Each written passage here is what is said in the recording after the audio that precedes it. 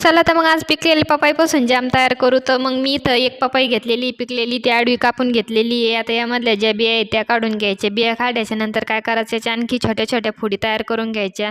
फोडी तयार झाले की यावरचा जो पांढरट असा भाग आहे ते सुद्धा काढून घ्यायचा.